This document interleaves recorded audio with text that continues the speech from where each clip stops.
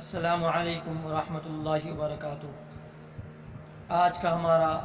عنوان ہے کہ اگر رمضان المبارک کے مہینے میں خواتین کو جو مخصوص ایام آتے ہیں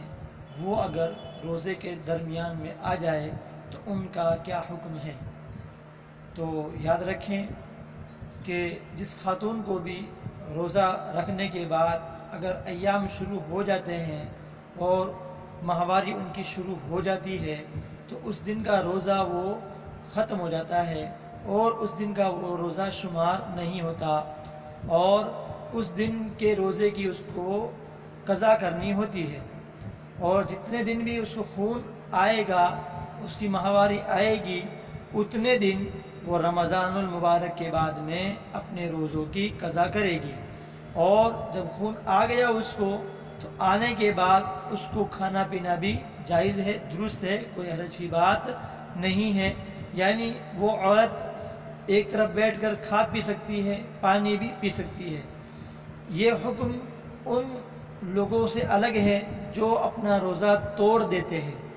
روزہ توڑنے کے بعد بھی کھانا پینا حرام ہوتا ہے، کھانا پینا جائز نہیں ہوتا ہے، لیکن جن خواتین کو ایام مخصوص آتے ہیں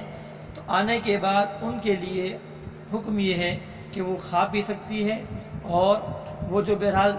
غیر رمضان میں جو کام کرتی ہے وہ کر سکتی ہے،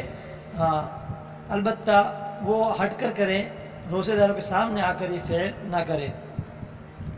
اور خواتین کا جو دوسرا مسئلہ ہے وہ یہ ہے کہ ان دنوں میں وہ نماز بھی نہیں پڑھے گی،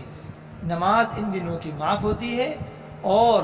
روزے جو ہوتے ہیں ان کی قضا کرنی ہوتی ہے۔ اسی طریقے سے وہ عورت جس عورت کو حالیہ بچہ ہوا ہو اور اس کو خون آ رہا ہو، تو جس کو بچہ ہوا ہو اس کے خون آنے کی مدت 40 دن تک ہوتی ہے، ایک گھڑی سے لے کر 40 دن کی مدت تک اسے خون آنے کی مدت ہوتی ہے۔ اگر وہ خون 10 دن آئے، 20 دن آ کر بند ہو جائے، 30 دن آ کر بند ہو جائے، زیادہ سے زیادہ مدت اس خون کی 40 دن ہوتی ہے، تو جس عورت کو بچہ ہوا ہو یا مسکریس ہوا ہو وہ عورت کم سے کم 40 دن تک انتظار کرے گی اگر خون بند نہیں ہوتا ہے، اور 40 دن کے بعد میں خون بند بھی نہ ہو تب بھی اس عورت کو روزہ رکھنے ہوں گے اور نمازیں پڑھنی ہوگی، اس لیے کہ 40 دن کے بعد جو خون ہوتا ہے وہ خون نفاس کا نہیں ہوتا ہے، بچے کی پیدائش کے بعد جو خون آتا ہے وہ نہیں ہوتا ہے، بلکہ اس کو استحاضے کا خون کہا جاتا ہے، جس کے احکام الگ ہیں۔